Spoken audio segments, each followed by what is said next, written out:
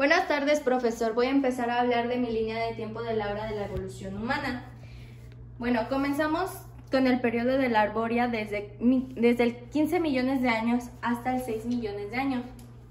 Le voy a empezar a hablar de los autores y sus aportes. Comenzamos con el primer autor, que es John Lubbock, que fue un arqueólogo apasionado que se destacó entre los prehistoriadores, siendo el quien que por primera vez emplea el término del Paleolítico y del Neolítico.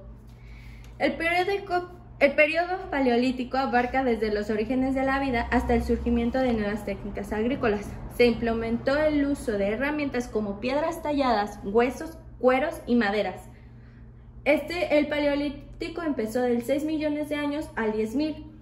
El periodo neolítico se caracterizó por el uso de herramientas de piedra moldeada. Se destacó por el desarrollo de la agricultura y de la ganadería. Este empezó del 6.000 al 4.000. Tenemos el autor Roger Westropp. Era un estudiante que se consideraba inglés. Educado en Trinity, comenzó a trabajar en el inicio del desarrollo.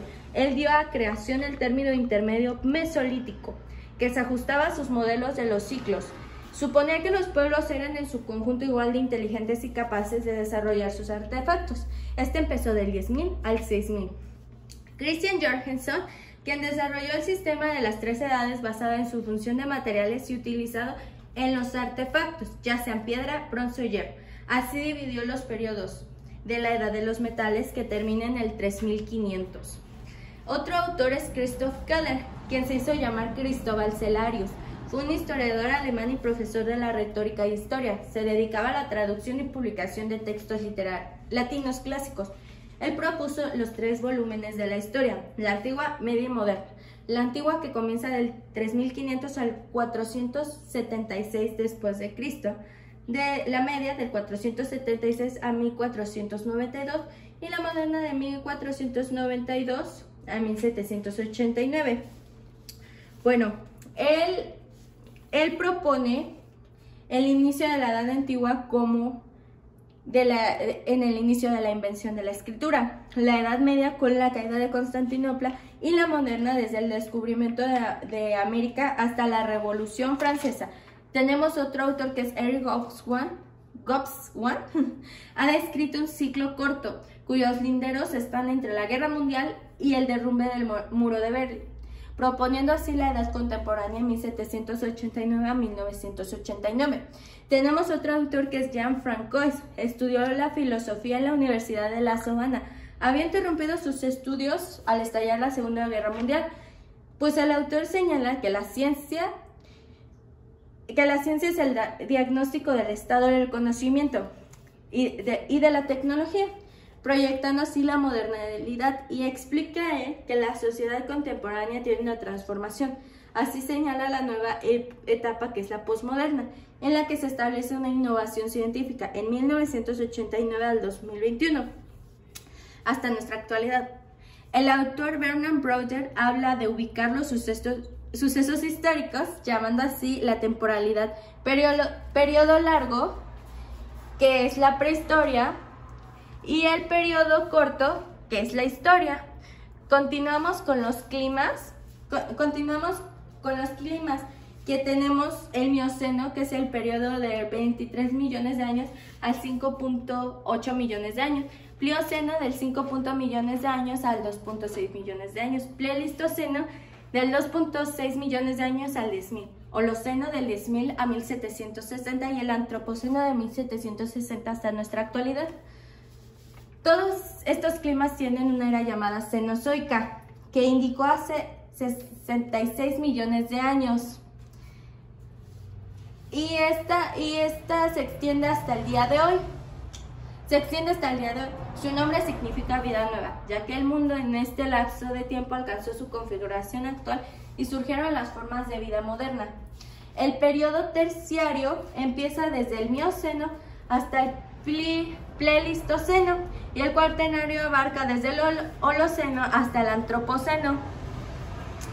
Bueno, continuamos con los modos de producción, que el comunismo primitivo abarcó toda la prehistoria,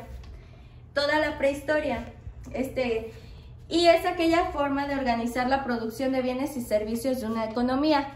Después tenemos al esclavismo, que abarca la Edad Antigua y es aquel periodo donde la mayor parte de su producción era privar a las personas de su libertad. Y el feudalismo, que abarca la Edad Media, que es el sistema caracterizado en tres grandes elementos: nobleza, clero y campesinado. El capitalismo abarca desde la Edad Moderna hasta la posmoderna, que va junto con el socialismo. El capitalismo es un sistema caracterizado en que los medios de producción deben de ser de propiedad privada. Y junto con el socialismo es la sociedad basada en la igualdad. Puse afuera el comunismo porque ninguna época ha alcanzado el comunismo. Bueno, seguimos con los géneros humanos, que es los homínidos, que significado parecidos al hombre.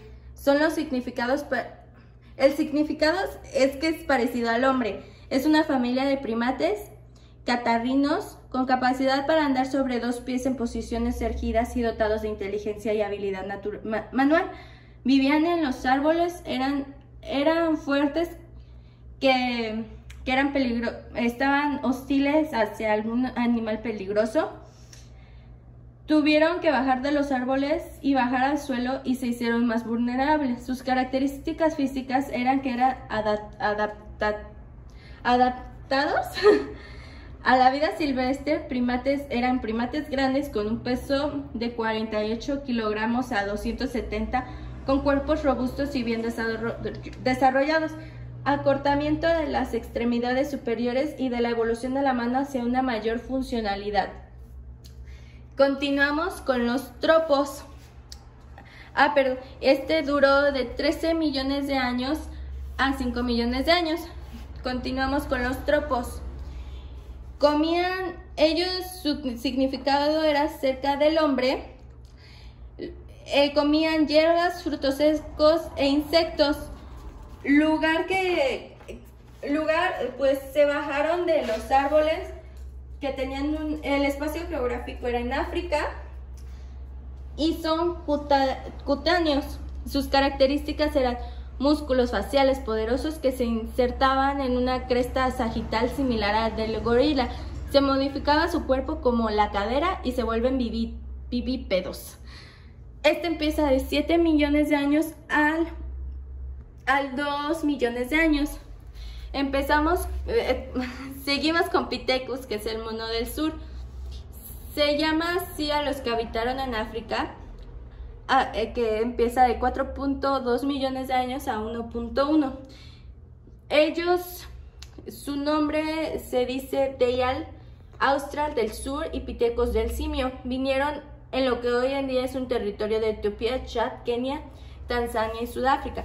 Tenían brazos robustos y largos, eran pequeños y delgados con una talla entre 1.20 y 1.40 metros de altura. Las mandíbulas de estas especies presentaban dientes de desmantenerse con los humanos. Podrían haber sido omnívoros, comían hojas, frutas y corteza. Lo que queda, pudieron vivir en entornos boscosos y hábitats de desiertos de la sabana, como hasta ahora pues se piensa. Seguimos con los Homo. Seguimos con los Homo, que ellos son, los Homos son los que se les dice al lado del hombre, que es del 2.3 millones de años hasta 67 mil millones, hasta el 67.000, perdón. Ellos pues se caracterizaban por ya tenían un poco más de inteligencia, ya podían, acá como en la imagen se muestra,